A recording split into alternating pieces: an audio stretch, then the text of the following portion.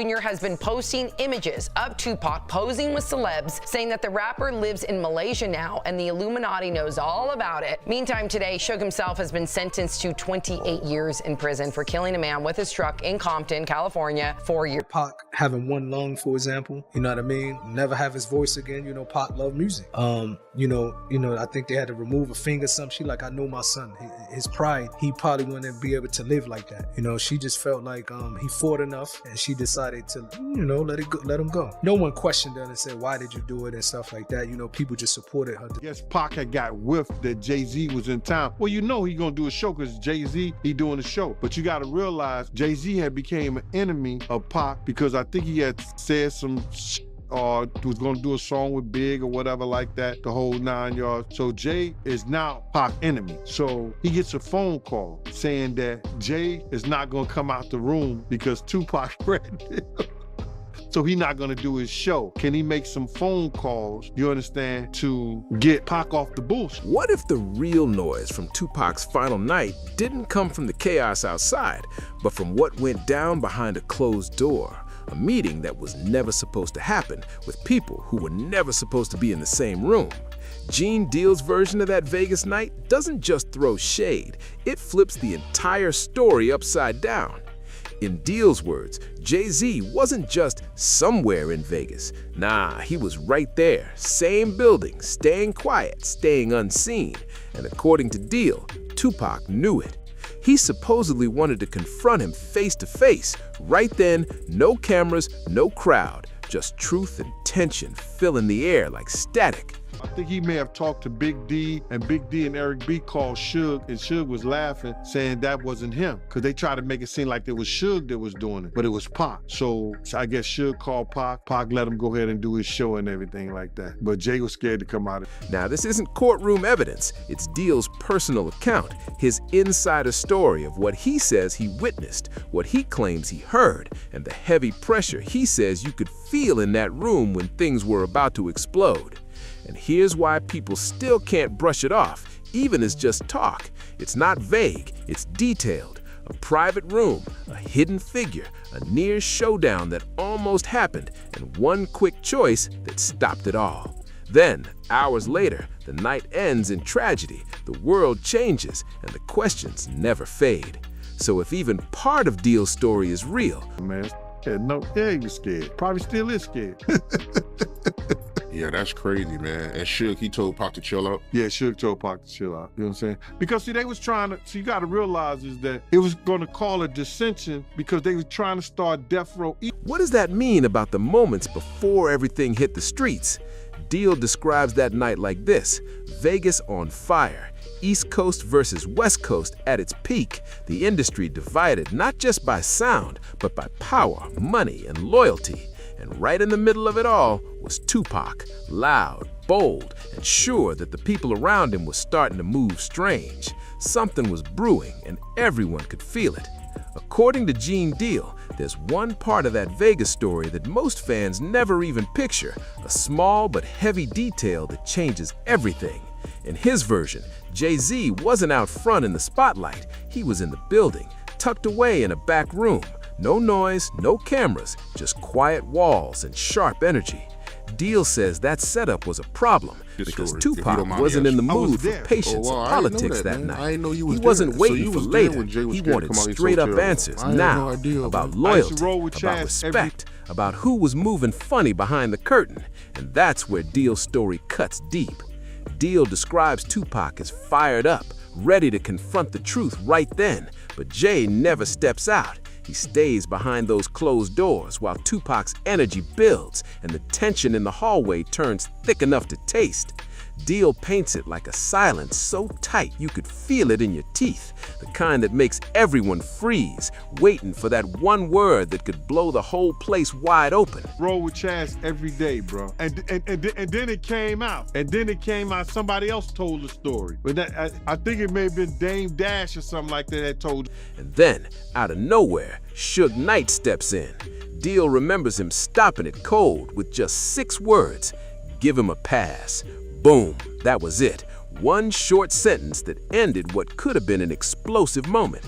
That single decision made everyone stop and rewind in their minds, because Suge wasn't exactly famous for calming things down. If anything, his reputation was the opposite. He was the spark, not the extinguisher. So why in Deal's version does Suge suddenly play peacemaker? Deal's message is loud. Suge understood exactly what was on the line, and one wrong move that night could have changed everything. Right after Suge Knight made that statement, what did Puff do? He got on stage, because if a brick hits you, say ouch. He got on stage and spoke on it. You know, another executive come up here speaking on that. I love Dr. J, I love what they doing. I get Death Row, they props in the whole 9 yards. If he thought he was talking about Jermaine Dupri, why the fuck would he spin and say something right then? It wasn't just some argument of back and forth. It was a collision, a moment so intense it could have blown the doors wide open and dragged powerful names straight into the light. A collision that might have revealed connections nobody ever wanted out there. Not in that room, not in that city, not in that era. And according to Deal, one man in particular, yeah, he was scared. Maybe still is. Deal says this wasn't just about tempers, it was about exposure. Because if Tupac had walked into that room and started talking the way only he could, raw and unfiltered, no one could have stopped what came next. You can't control Pac when he's fired up and feels cornered. That's when truth hits the air like a bomb. And that's what makes Deal's story hit different. It doesn't sound like simple rumor talk. It sounds like a near disaster that barely got avoided. He paints it as a moment that almost rewrote history. That something was bought and he thought I was gonna lie about it because Puff was trying to say it was his and it wasn't his, it was Big's. And you understand? And when he said, and they had made a bet that I was gonna go on Puff's side. So when I got to the studio, I said, nah, Puff, you had that one and Big had that one. And that's what. A story that could have started before the one we all know even began. And if you're asking why this small, quiet scene matters so much, Deal's point lands heavy, because the silent part of the night explains the chaos that followed. Then Deal drops another layer, saying, I used to roll with Chaz every day, pulling even more major names back into the orbit of that tense Vegas night. Something deeper was happening, and not everyone was ready for the truth. Deal even pulls Diddy's name into the mix, not saying, here's the proof, but suggesting Diddy was closer to those backstage tensions than anyone ever admitted. He paints a picture where it's not just about who was where, but how the story itself got shaped, how pressure got redirected, how key moments got dodged, and how certain big names managed to stay out of the wrong scene at the wrong time. It's the difference between what the public saw, pure chaos, and what insiders saw, a calculated chessboard with every move carefully played. And that's where Deal's version starts pressing on the uncomfortable questions. If Jay-Z was really staying hidden that night, like Deal claims, then what exactly was he afraid of? Deal hints it wasn't just random fear. It was the kind that comes when you know one wrong word could flip your whole position. He suggests Jay-Z was worried about the conversation, afraid that being seen in that room, in that moment, could pull him into a fire too hot to control. Jay was on the rise, still building his lane, and the last thing he needed was to get dragged into a war that could stain everything he'd worked for. But then comes the question that sticks like glue. Why was Tupac so focused on him that night? Deal implies it went deeper than personal beef. It was about what Pac thought Jay stood for. Rising East Coast power, new money influence, and the kind of industry politics Pac didn't trust one bit. So when you look at the energy in that room through that lens, Suge stepping in suddenly feels different.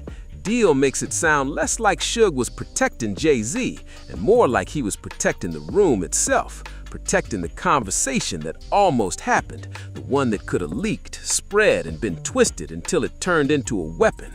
Because once words like that leave a room, they don't come back in. They grow legs, they grow teeth, and they never stop running. And just like that, silence. Deal says after Suge spoke those few words, the whole room froze. Jay-Z stayed out of sight, Tupac held back, and everyone in that space knew they'd just dodged something massive, a moment that could have changed everything, not by solving the mystery that night, but by exposing the emotions behind it. Who was calm? who looked protected, who looked nervous, and how that pressure was already boiling before anything even spilled out onto the streets. Then the scene outside blows up and Vegas becomes headline city. But according to Deal, that's not where the story ends. That's where it really starts getting wild. Because he doesn't keep the focus in Vegas, he takes it global. Deal claims there's more than just rumors. He hints at receipts, not vibes, not gossip, but real material. Tapes, papers, records, something that in his words could connect the dots people been arguing about for decades. And then comes the twist that makes the internet lose its mind. He points to Cuba. That's right, not just somewhere overseas, not a friend of a friend rumor. Deal says Cuba. Now, he doesn't drop hard proof. This is still his story, his claim, but the way he frames it makes it hit harder than the usual talk. It's so specific that it demands attention. And once you name a place like that, there's no middle ground. If you're making it up, people will call you on it. But if you keep standing by it, it means one of two things. Either you're bluffing big, or you truly believe something's sitting out there waiting to be found. That's exactly why the Cuba angle keeps everyone hooked, because it sounds strategic, like someone somewhere knew the consequences long ago. It implies there was a plan, that certain people treated information not as truth to share, but as leverage to protect, and they kept it in the one place they believed would stay silent, a place far away from reach, but close enough to haunt the story forever. And if you even consider that possibility for a second, the next question hits hard. Who had the kind of access to actually move something like that? Who had the power to keep it buried? And who understood just how explosive it would be if it ever surfaced? Because let's be real, random fans don't move paper trails. Random fans don't hide recordings or stash proof for decades. If Gene Deal's hint is on target, it points to people with reach, people with resources, and people who knew that the most dangerous thing in the game isn't the rumor, it's the evidence. Now pause right there, because this is the line where most stories start drifting into pure fantasy. But Deal's version doesn't need to be proven in full to explain why it keeps coming back. It sticks around because it fits a pattern.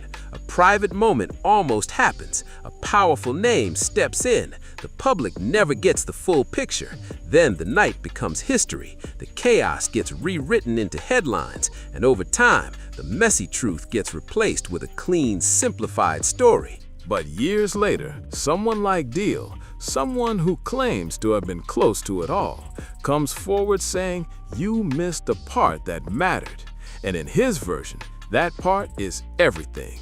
The quiet room, the tension in the air, the people who stayed hidden, the confrontation that almost blew up but didn't, the one decision that stopped the domino effect before it started. If what Deal says is true, even partly, it doesn't flip the blame. It changes how the night itself is read. It suggests that what looked like chaos from the outside might have actually been pressure being managed behind the scenes, moves being made, energy being redirected, and reputations being protected before the cameras even rolled. And that's where Deal leaves us hanging, the real cliffhanger. If he's bold enough to publicly claim that Jay-Z was right there in that building, staying out of sight in his account, then what else is he ready to put on the table next? If Gene Deal is bold enough to suggest that some of the biggest figures from that era knew way more than the public ever realized,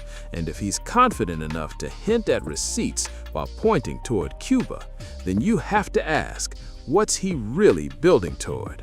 Because the second you name a place, you open the door for verification.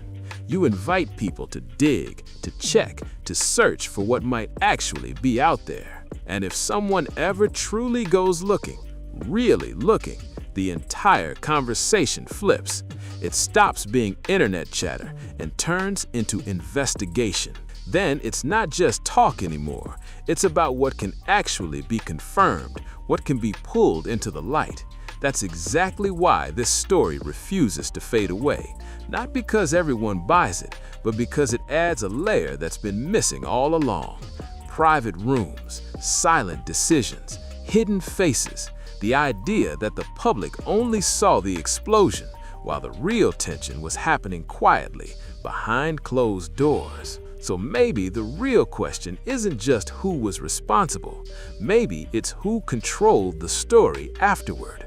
Who had the power to keep it clean, to keep it simple, to make sure certain details never hit the timeline? Because if that private room really mattered the way Deal says, then the aftermath matters even more. Who walked away protected? Who stayed invisible? And who left that building already knowing how the public version of events would sound the next morning? Deal's version seems to point toward one thing, that the truth people keep arguing about isn't just tied to the final moment outside, it's tied to the pressure that built up that night and the decisions made by people no one ever saw. So the next time someone says, "We already know what happened," stop and think. If the story's truly settled, why do new versions keep surfacing with the same names, the same rooms, the same talk of hidden receipts? And why do they always circle back to that same haunting idea that the loudest moment of the night might have been the biggest distraction of all? It's always the quiet part that explains the rest, isn't it? The whispers behind the walls, the glances no one noticed, that's where the real story hides. Because sometimes the loudest explosion isn't the moment that matters most, it's the silence right before it. And if you're drawn to stories like this, the kind where every hidden move might flip the whole narrative, you'll definitely want to catch the next one. There's more waiting, and every piece adds another spark to the mystery. Until then, stay alert, stay sharp, and take care of yourself, because in stories like these, every detail counts.